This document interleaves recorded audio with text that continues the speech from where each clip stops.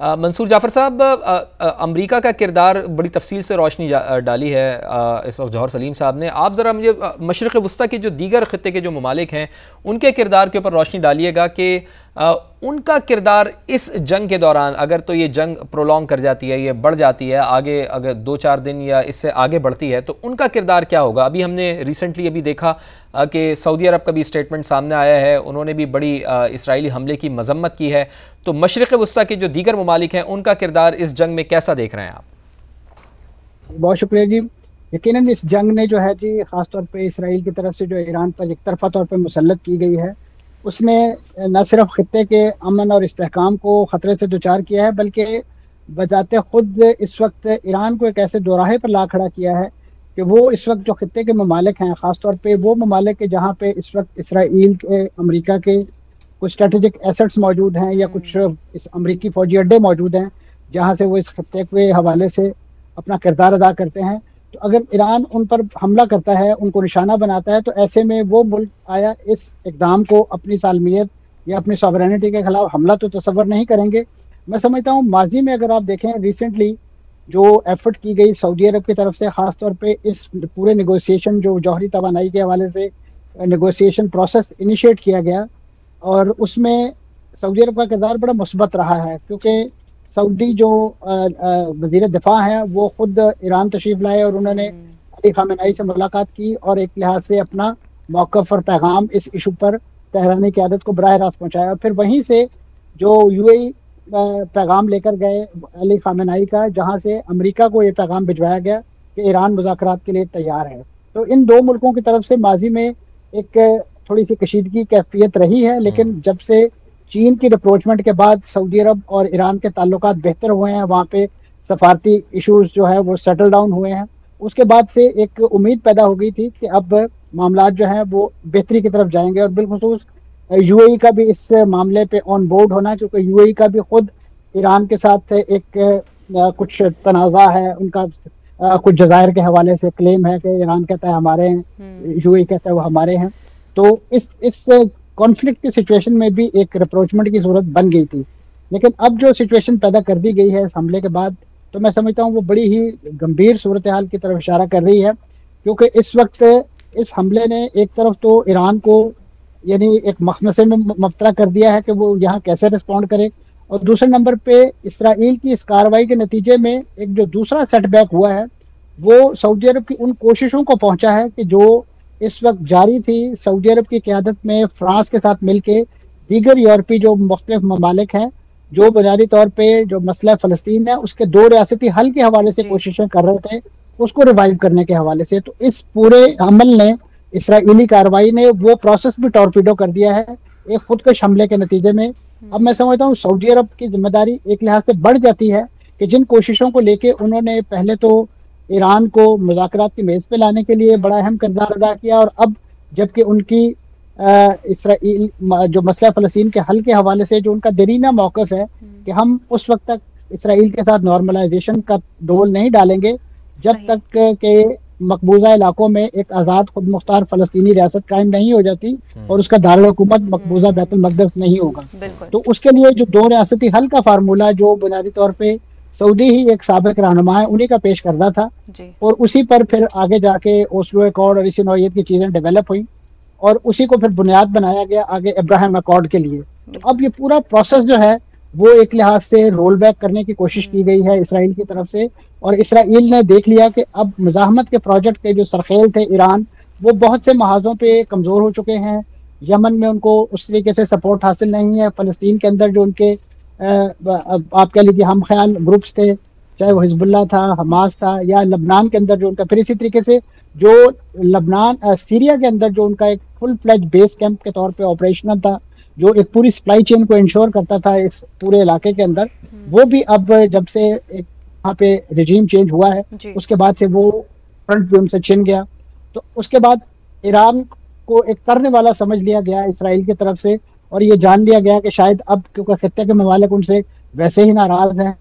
और जो जिन मज़ाहमती ग्रुपों के हवाले से वो एक अपनी थोड़ी सी एक्सपेंशनिस्ट डिज़ाइन जिसको अमेरिका कहता है वो एग्जीक्यूट कर रहा था या प्रॉक्सी वॉर लड़ता था, तो अब वो भी नहीं रहे। तो ये मुनासिब टाइम जाना इसराइल ने कि इस वक्त एक यकबारगी के साथ एक ऐसा हमला किया जाए कि जिससे ईरान की जो रहती सहती कमर है वो भी टूट जाए। यकीनन एक बहुत बड़ा ब्लो है, खासतौर पे इन वन गो आपकी टॉप लीडरशिप का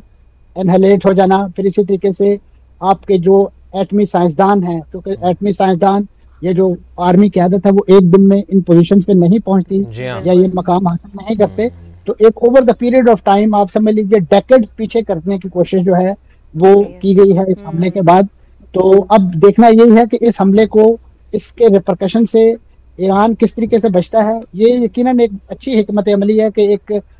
वॉली ऑफ ड्रोन्स जो है वो भेजी गई है ईरान से इसराइल की तरफ, ताकि कम से कम उनके वो डिफेंस एरियाज के जहां से को बहुत ज्यादा रेजिस्टेंस का सामना कर पड़ सकता है, वो मिसाइल शिकन सिस्टम वो इन ड्रोन्स को एंगेज करने में आइडेंटिफाई हो जाए, ताकि जब इससे बड़ा हमला किया जाए, चाहे वो बैलिस्टिक मिसाइल्स की शक्ल में हो या दीगर आर्सनल्स को इस्तेमाल की शक्ल में हो, वो कारगर तौर पे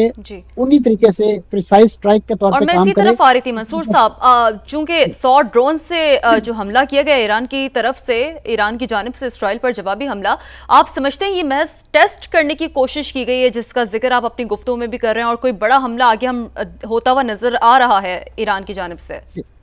जी आपके सामने है। अभी रिसेंटली जब इंडिया के साथ पाकिस्तान का स्टैंड ऑफ जारी था तो उस वक्त भी इंडिया ने यही स्ट्रेटेजी अपनाई, और ये बुनियादी तौर पे बड़ी टाइम टेस्टेड स्ट्रेटेजी है, खासतौर पे जहां जहां पे इसराइल के वो जासूसी ड्रोन जो हैं वो इस्तेमाल हुए हैं, और बल्कि खुद इंडिया से भी उन्हीं इसराइलियों ने वो ऑपरेट किए हैं, क्योंकि इंडियंस के पास उनको ऑपरेट करने की स्किल भी नहीं थी। तो वो बुनियादी तौर पे आपके मुख्तलिफ एयर डिफेंस सिस्टम को चेक करने के लिए ही थे कि जहां जहां से आप उन्हें शूट डाउन करेंगे वो पोजीशन आइडेंटिफाई हो जाएगी, और ताकि वहां से जब जवाबी हमला आएगा तो वो सबसे पहले आपके उन एयर डिफेंसेस को न्यूट्रलाइज करेंगे, ताकि आपके जहाज़ों को या आपके मिसाइल्स को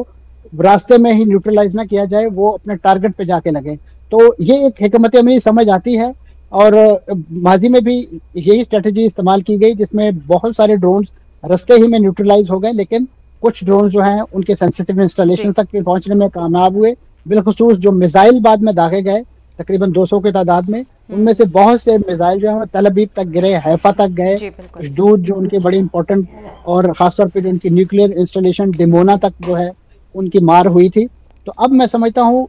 इसकी जो शिद्दत और हिद्दत, क्योंकि उसके लिए उन्होंने बड़ी कैलकुलेशन की थी, अब यहाँ पे उन्हें वो तमाम, मैं समझता हूँ कि ईरान की तरफ से अभी इस मौके पे अगर ये ऐलान सामने आए कि जिन ममालिक की एयर स्पेस को इस्तेमाल करते हुए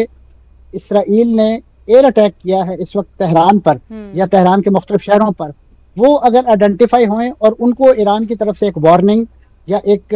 जो भी आप कह लीजिए उनका फीडबैक चला जाए कि अगर हमारे ड्रोन या हमारे मिसाइल्स को रास्ते में एनकाउंटर करने की कोशिश की गई तो ये एक एक्ट ऑफ वॉर ख्याल करते हुए हम उन ममालिक को भी, क्योंकि अब ये खुली जंग है, इसमें यानी अपने और पराये की तखसीस जो है वो खत्म हो चुकी है, क्योंकि ईरान ने, इसराइल ने तमाम जो जंगी कवानीन है, इंटरनेशनल लॉ है, जो बैन अक़वामी कानून जंग है, उन तमाम को पामाल करते हुए गजा में भी यही सूरत इख्तियार की है, और ईरान को निशाना बनाने के हवाले से भी यही घटिया अप्रोच है मंसूर साहब, जैसे कि आपने जिक्र किया ना अपनी गुफ्तगू में कि इंटरनेशनल कवानीन को बाकायदा तौर पर पामाल किया गया, ये बड़ी अहम पहलू है। इस पर मैं दोबारा आपकी जानिब आऊँगी, चूँकि जमील साहब भी हमारे साथ, जौहर साहब भी हमारे साथ ही मौजूद है, उन्हें भी इस डिस्कशन का पार्ट बनाते हैं। जौहर साहब, एक बड़ा अहम नुकता यहाँ पर, चूँकि ज़रा आप साबिक़ सेक्रेटरी ख़ारजा हैं, और एक स्टेप आगे मैं इस डिस्कशन को लेकर जाना चाहूँगी। इससे पहले आपने अमरीका क्या रोल रहा है इस तमाम तनाजुर में वो डिस्कस किया है। अब बिलखुसूस जो वीटो पावर एक्सरसाइज की जाती रही है अमेरिका की जानिब से यूएनएससी में, उस हवाले से हमने देखा है कि जो द P5 यानी कि परमानेंट 5 कंट्रीज़ का जो रोल रहा है बड़ा डोमिनेंट रहा है, और उसका इम्पैक्ट कहीं ना कहीं जो दीगर ममालिक उनकी सॉवरेनिटी पर पड़ता हुआ जौहर साहब में नज़र आया है। आप इस सिचुएशन को कैसे एनालाइज करेंगे? देखें, बिल्कुल इंटरनेशनल नॉर्म्स की तो जाहिर है खिलाफ वर्जी है बड़ी क्लियर, और पाकिस्तान का स्टैंड भी इस पे जो है ना बहुत वाज़ेह रहा है हमेशा। हम ये कहते हैं कि जी ईरान जो है वो ये उनकी जो न्यूक्लियर मसला है, हम ज़ाहिर इस हक़ में नहीं है कि वो न्यूक्लियर जो है ना वो क्या कहते हैं वेपनाइजेशन की तरफ जाए ईरान, लेकिन साथ ही साथ हम ये चाहते हैं कि ये मसला जो है एक पीसफुली जो है पीसफुल नेगोशिएशंस के थ्रू हल हो। ये हमारी लॉन्ग स्टैंडिंग पोजीशन रही है, इस पर अभी भी यही है। तो अगर कोई मुल्क उसको वायलेट करके एक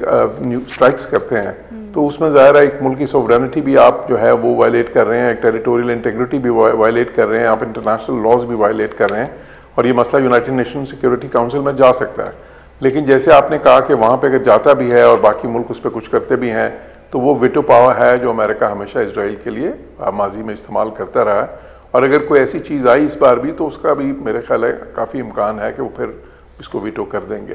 तो शायद वो जो है अपैरेटस जो है, हालांकि वो यूनाइटेड नेशन सिक्योरिटी काउंसिल है उसको इसीलिए बनाया गया था कि कॉन्फ्लिक्ट्स को रोके, लेकिन वो वीटो पावर की वजह से कई बार वो जो है ना उसकी ये सलाहियत जो है वो काफ़ी हद तक मफलूज हो जाती है। तो वो चीज़ तो अपनी जगह पे है, लेकिन साथ ही साथ ये थोड़ा सा जो मंजर साहब ने कहा, देखिए मेरे ख्याल में ईरान के पास ऑप्शन जो हैं वो खासी लिमिटेड हैं। ये जो है जिस तरह की वो बातें कर रहे हैं ना, वहाँ पे ड्रोन्स और वो सारा उन्होंने जाके बिल्कुल सर्वेलेंस के लिए किया, तो उनकी जो जिस तरह के उनके पास एयर डिफेंस सिस्टम्स हैं वो बहुत ही ज़्यादा सोफिस्टिकेटेड हैं, और उसमें अब 95% से ज़्यादा वो रोक लेते हैं। तो बहुत ही कम होते हैं जो एक्चुअली वहाँ पे पहुँचते हैं और फिर कोई ऐसी चीज़ कर सकते हैं। तो और जो डैमेज भी जो इनकर कर सकते हैं इसराइल में, मेरे ख्याल में वो काफ़ी लिमिटेड होगा। तो इसलिए जो है ना इस वक्त ईरान मेरे ख्याल में काफ़ी एक मुश्किल सूरत हाल से वो इस वक्त ईरान में, जिस तरह जौहर सलीम साहब आप फरमा रहे हैं कि बड़ी मुश्किल सूरत हाल में है इस वक्त, और कोशिश यही की जा रही है ईरान की जानिब से कि रिटेलिएट किया जाए, बदला लिया जाए। ईरान